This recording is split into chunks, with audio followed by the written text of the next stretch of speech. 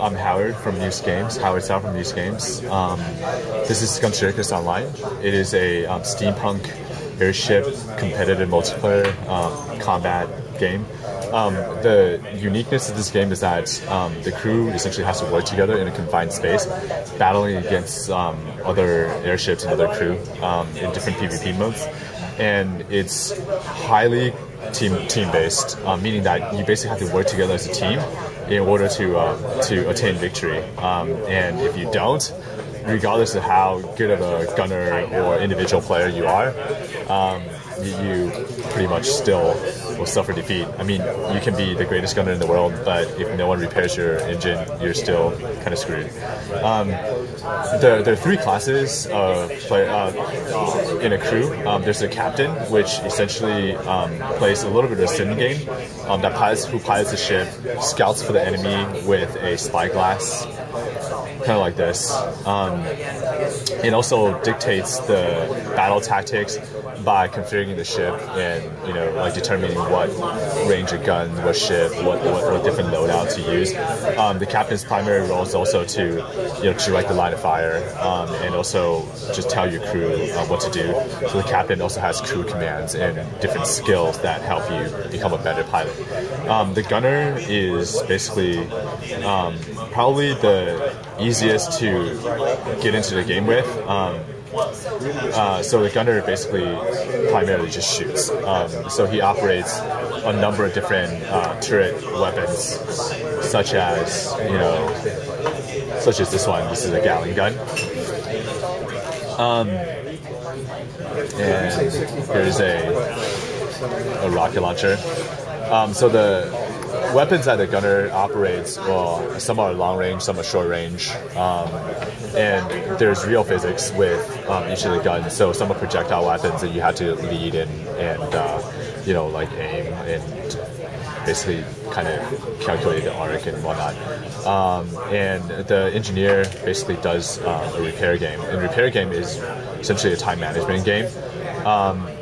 In the heat of battle, different components will take damage by other ships, and other ships can target your components, and each component will respond differently. So for instance, if your engine goes down, then let's say your left engine goes down, you'll veer to the left uncontrollably.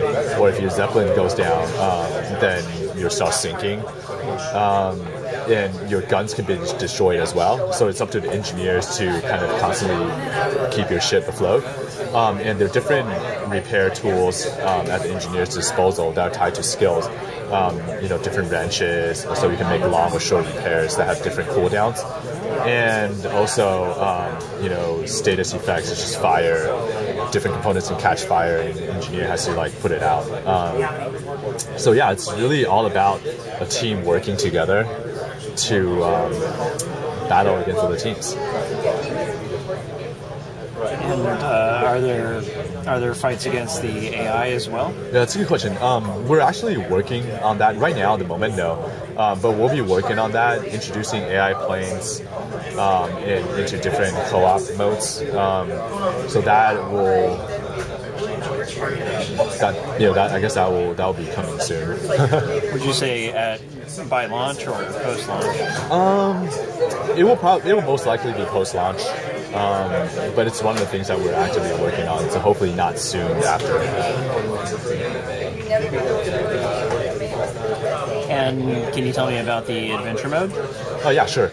Adventure mode is also another thing that we're working on. So everything that we do is centered around co-op and PvP combat. And what we want to do after we release the core combat experience is to kind of build more of a world around it. So you have different factions in different towns where you can take missions and basically take on different type of missions that will foster the economy in the town and kind of rise and fall with your faction and your local economy. And so some of the missions that we're planning on will be a trade mission, like you'll be like a good farrier, or you could be a pirate, and so on. So here I'm entering into combat. In adventure mode, we'll have a lot more of a story. So through I guess, interacting with NPCs and other player crews and taking on missions, you'll eventually be able to uncover the story of the world. And the story is really kind of like what we carved out is an alternate history. So basically, after the Great War, at least around the time of the Great War, history essentially took an alternate path where the Great War essentially just kind of raged on until human civilization is basically wiped out. And like from the ashes, people started to rediscover the world, and human population started to recover. And there's I guess just basically from the ruins, you rediscover technology and start inventing new technology. So like steam technology and airship travel and combat became more prevalent. So anyways, like we'll be able to definitely do more with the world and the story in adventure mode. Will we ever see any of the ground or the cities themselves? Yeah, I think what we want to do eventually is to design different towns, and I can show you like some concept of what we're working on. That will allow you to not just like have missions that are like say ground scavenge related, but also have like towns and NPC for you to interact with. So in the town you can have like a little pub that you can take missions and find info, and you have bulletin news and things like that, and also like your armory or your ship hangar. And so you see your company updating this just indefinitely in the future? Yeah, definitely. That will be the plan.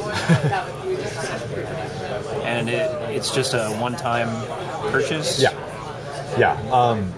It will be a one-time purchase on Steam, and what we'll do is also have a store. So for people who like customization, like to change costumes or get new costumes, we'll also have a store in game that will only sell cosmetic items.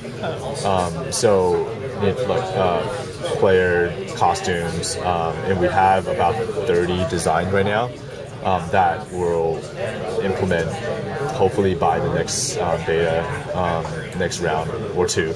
And we'll also have decorated ship parts, like ship decals or lanterns and whatnot, for you to spice up your ship or spruce up your ship. And nothing that we'll do or design will be pay to win. It will not affect game balance in any way. Can you show me the customized character? Oh yeah, totally. It's still work in progress though, so it's not totally implemented.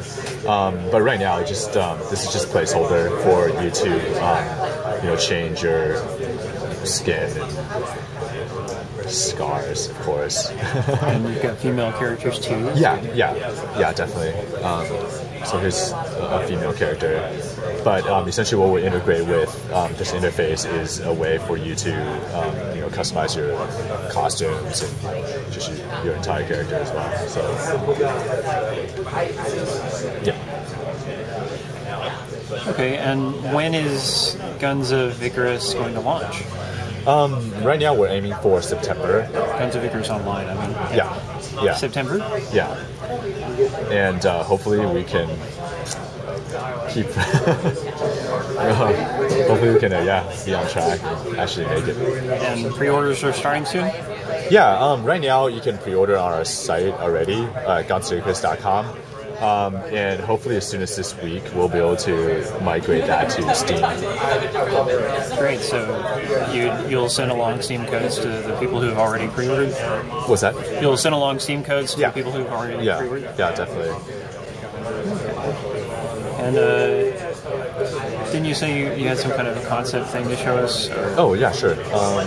So here's some of the concept for like a town. So this is kind of what atmospherically will be like. So it's kind of like your hangar dock, and some of the structures, and this aesthetic. Essentially, what we do is we have a primary steampunk aesthetic that we infuse with diesel punk elements, but what we also did was to have different cultural elements infused within the world. So in the larger world, you have different geographic regions. Some are more like Asian inspired, some are more Nordic and whatnot. So this is kind of a more Asian influenced town. And that extends to the styles of dress as well. Yeah, so it's like some steampunk and some like really traditional and classic Asian costumes. Yep. And how large is your team that's working on this? Right now we have 8 people that are working on the project full time, but we also have some people who contract with us and intern with us. Like helping us with art and music and sound design. That looks like a lot of fun. All right, thanks a lot for totally sharing this with us, Howard.